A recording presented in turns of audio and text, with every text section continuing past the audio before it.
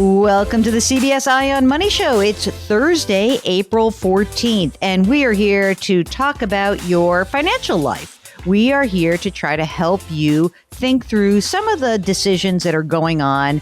We do that by encouraging you to go to our website, jillonmoney.com, click the Contact Us button, and you can just tell us what's on your mind. Shoot us a note, okay? Very easy to do. While you're on the website, don't forget to sign up for the free weekly newsletter because it's free, comes out every week, and you'll be prepared for your whole weekend every Friday when Mark does that. Hello, Mark Talercio, executive producer, co-host, good human being all around. How are you? Très bien, merci. Et toi?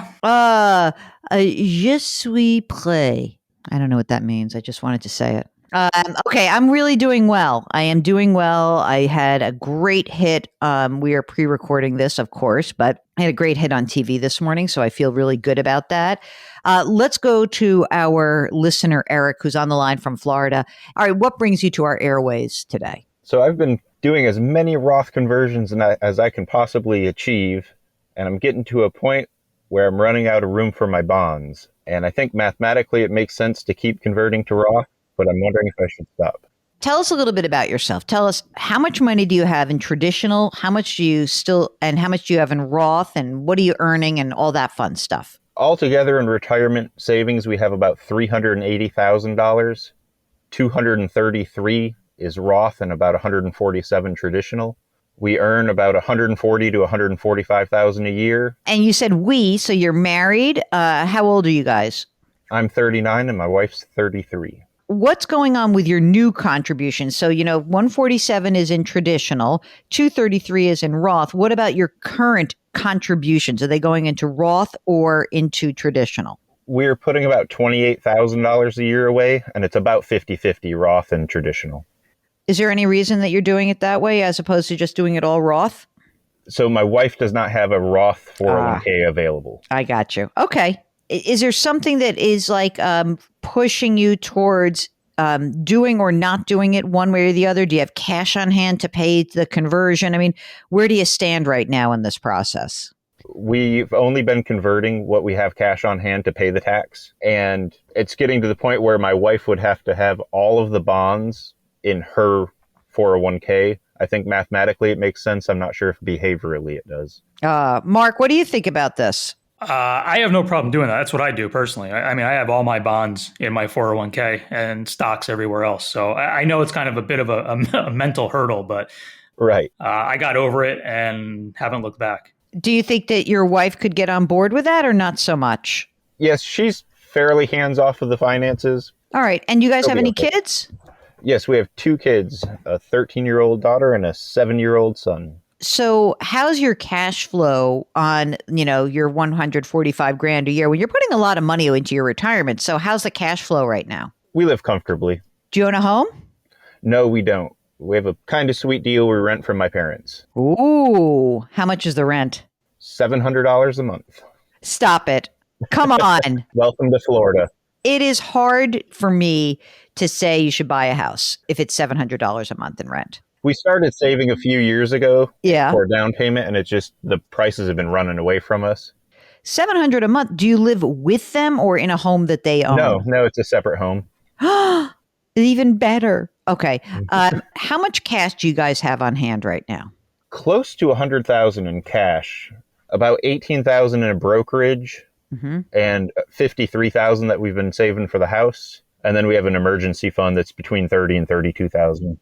What about saving for college for the kids? I know Florida has an interesting plan. Are you using that state plan where I mean, it's a little bit funky because I think there's one plan where is it a prepaid tuition plan where your kids have to go to school in Florida? Are you using that one? We initially started a Utah 529 for each child because the Florida plans were very expensive. Something happened, they reevaluated it and it came down in price and we were able to buy some tuition for the prepaid, which will transfer to other states is my understanding, but at whatever Florida charges. I see. How much is in the 529 plans that you originally established and how much is in the Florida? So there's not a whole lot in the 529s. There's about $5,000 for my oldest child and $2,500 or so for my youngest child.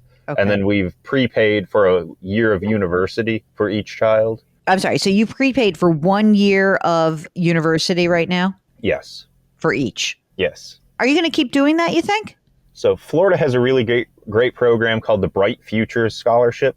Yep. And we are expecting our kids to get that scholarship if they're going to go to college. And wait a minute. Is that the thing where it's like you have to have a B average or something and then you get something good? What do you get? It's been a long time since I looked, but it was about 50% of your in-state tuition if you had a B. And if you could maintain all A's, I think you could get 100%. Are they smart? I mean, listen, I don't want you to throw any of the kids under the bus, but let's do it. Are they smart enough to get this? This is an unbelievable benefit for smart kids. I feel bad if they're crappy students, but I mean, come on, this is a good deal. They have the intelligence. They need the initiative. Uh-oh. So we'd like to keep them have some skin in the game. Daddy Eric's going to crack the whip.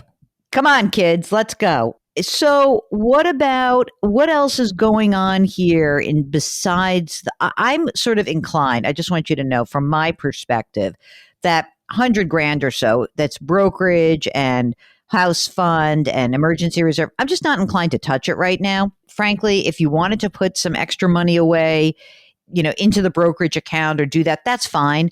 I'm just not really psyched about you running out and buying a house when when this deal is so good. Yes. That it allows you to save so much money. That's the thing that it's like, if you said, I'm renting and it's, $2,700 a month, then we start to say like, maybe you can like figure it out, but not, I don't think right now. I really don't see the benefit. Mark, do you? $700 a month? No, I am milking that cow as long as I can. And Mark, the Roth conversion, you want them to finish off and get rid of the 147,000 of traditional and make that Roth? It's not a huge deal to me because it's not a terrible amount of money. I mean, it's not going to be that significant down the line. If they have the cash to do it, if they want to do it, if it's bothering them, I'm fine with it. Me too. And if you guys can get okay with the bonds in the retirement accounts, we're okay with that too, right? I mean, you're like solidly 22% tax bracket. Yes. So even if you just converted, 20 grand a year for the next couple of years to stay in the 22%, I don't know, it's pretty awesome. I think you should keep doing it if the cash flow allows, and don't freak out about the house thing. If everything's cranking along, then keep adding to that brokerage account. Where's the brokerage account held? Right now it's through Merrill Lynch because it's it's all a employee stock purchase program. I need to divest that a little bit and get it more well diversified. Yeah, I think so. Where's the Roth and the traditional IRAs held? Vanguard. I've heard of it, and I would make your brokerage account a Vanguard account as well. Oh, do you have your estate planning? Do you have your life insurance? What do you got? We have some life insurance that is group term. I do have a whole life policy that you can pick on me for. Wait a minute. How much is the death benefit on your whole life policy? I don't know. It was something my parents opened up in 1991, and it's like $203 a year. I just keep paying for it. Okay. Get some details and follow up with us because we may want to just blow that out. How much is your term life through work? What is the death benefit of that? It's in the neighborhood of $250,000 for me and $350,000 for my wife. Does your wife also have coverage through you or through her employer? No, it's all through her employer. Okay. So you guys have 250 or 350, and I would just say each of you should have $1 million. So go get 750 each. And how old's the youngest kid? He'll be 8. Can you get me some 20-year level term policies? Get 750 grand for you, 750 grand for your wife. Okay. Go to policygenius.com or any other online, aggregator. You're both healthy. No one smokes. Neither of us smokes. Okay. Go get your coverage. Get that done. What about your wills and healthcare proxies and that kind of stuff? We have the basic kind of legal Zoom ones. We haven't gone to an estate planning attorney or anything. I think that presumably if things are not too complicated, that should be fine. At least you have something. Go get yourself some life insurance. Keep converting. Keep renting, as Mark likes to say. Milk that cow. Milk that cow. There's no other debt that's outstanding, is there? None. Are you doing Roth IRAs also, or just using your retirement accounts through work? Yes, we each have a Roth IRA. I have a Roth 401k that I'm able to do in service conversions, I think it would be called. And then my wife has just a traditional 401k. I think you're doing great, Eric, and we applaud you. So go forth. Let us know if, listen, if your parents start jacking your rent on you and becoming crappy landlords, then we'll see. But so far, so good. Things sound good to me. Yeah. Keep renting. It's like rent, save, save, save. That's where you are in your life. And if any moment you feel like you're doubting yourself, here's what you're going to do. You're going to isolate this clip. Ready? Rent, save, save, save. That's what Aunt Jill and Mark are telling me. That's what you're doing. You're on the right track. It's fantastic. Anything else that we can do for you today, sir? I think that covers it. Fantastic. If you, like Eric, would like to join us on the program, all you need to do is go to JillOnMoney.com, click the Contact Us button, complete that form, check the box that says you would like to come on the air with us.